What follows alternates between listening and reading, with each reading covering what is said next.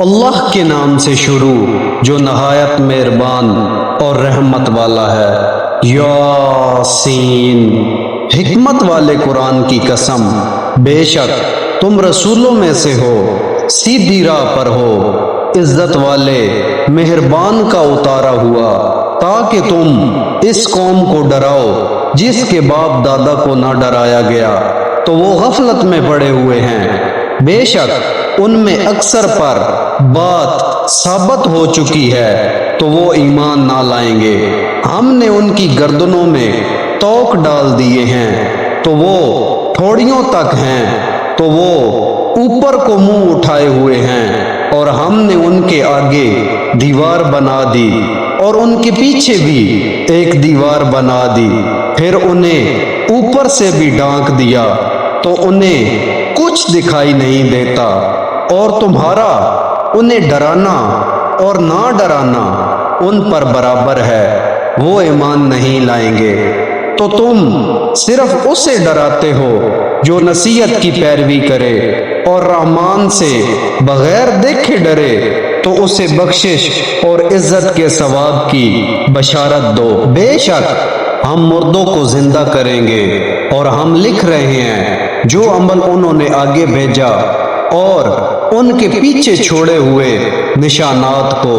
اور ایک ظاہر کر دینے والی کتاب میں ہر چیز ہم نے شمار کر رکھی ہے، اور ان سے شہر والوں کی مثال بیان کرو جب ان کے پاس رسول آئے، جب ہم نے ان کی طرف 2 رسول بھیجے پھر انہوں نے ان کو جھٹلایا تو ہم نے تیسرے کے ذریعے مدد کی، تو ان سب نے کہا بے شک ہم تمہاری طرف بھیجے گئے ہیں۔ لوگوں نے کہا تم تو ہمارے جیسے آدمی ہو اور رحمان نے کوئی چیز نہیں اتاری، تم صرف جھوٹ بول رہے ہو۔ رسولوں نے کہا ہمارا رب جانتا ہے کہ بے شک ضرور ہم تمہاری طرف بھیجے گئے ہیں، اور ہمارے ذمہ صرف صاف صاف تبلیغ کر دینا ہی ہے۔ لوگوں نے کہا ہم تمہیں منحوس سمجھتے ہیں، بے شک اگر تم باز نہ آئے تو ضرور ہم تمہیں سنسار کریں گے، اور ضرور تمہیں ہماری طرف سے دردناک سزا پہنچے گی۔ رسولوں نے فرمایا تمہاری نحوست تو تمہارے ساتھ ہے، کیا اگر تمہیں نصیحت کی جائے تو تم اسے بدشگونی کہتے اور انکار کرتے ہو؟ بلکہ تم حد سے بڑھنے والے لوگ ہو۔ اور شہر کے دور کے کنارے سے ایک مرد دوڑتا ہوا آیا، اس نے کہا اے میری قوم، ان رسولوں کی پیروی کرو، ایسوں کی پیروی کرو جو تم سے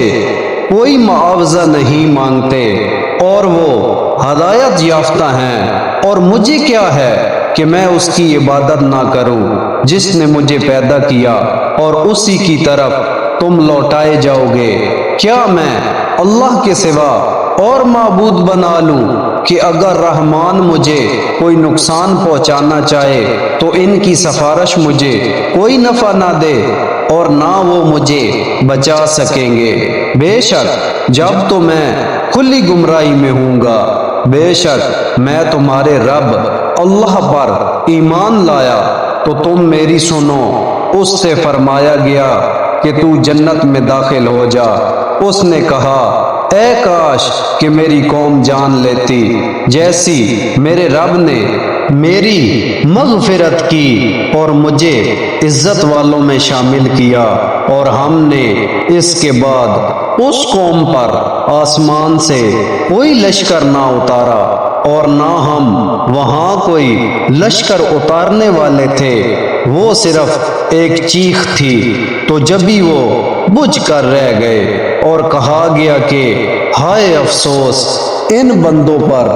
کہ ان کے پاس کوئی رسول آتا ہے تو اس سے ٹھٹھا مذاق ہی کرتے ہیں۔ کیا انہوں نے نہ دیکھا کہ ہم نے ان سے پہلے کتنی قومیں ہلاک کر دی کہ وہ اب ان کی طرف پلٹنے والے نہیں، اور جتنے بھی ہیں سب کے سب ہمارے حضور حاضر کیے جائیں گے، اور ان کے لیے ایک نشانی مردہ زمین ہے ہم نے اسے زندہ کیا اور اس سے اناج نکالا تو اس میں سے وہ کھاتے ہیں، تو ہم نے اس میں کھجوروں اور انگوروں کے باغ بنائے اور ہم نے اس میں کچھ چشمے بہائے تاکہ لوگ اس کے پھلوں میں سے کھائیں، اور یہ ان کے ہاتھوں نے نہیں بنائے، تو کیا وہ شکر ادا نہیں کریں گے؟ پاک ہے وہ جس نے سب جوڑے بنائے، زمین کی اگائی ہوئی چیزوں سے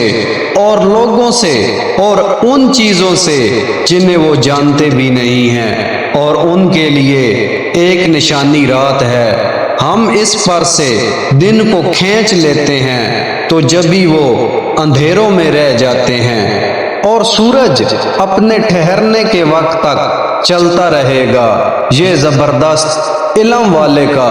مقرر کیا ہوا ہے، اور چاند کے لیے ہم نے منزلیں مقرر کی یہاں تک کہ وہ کھجور کی پرانی شاخ جیسا ہو جاتا ہے، سورج کو لائق نہیں کہ چاند کو پکڑے، اور نہ رات دن پر سبقت لے جانے والی ہے، اور ہر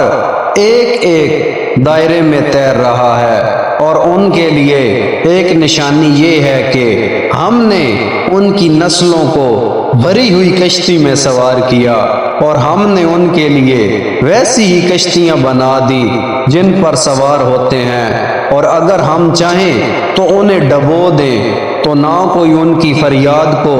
پہنچنے والا ہو اور نہ انہیں بچایا جائے مگر ہماری طرف سے رحمت اور ایک وقت تک فائدہ اٹھانے کی مہلت ہو۔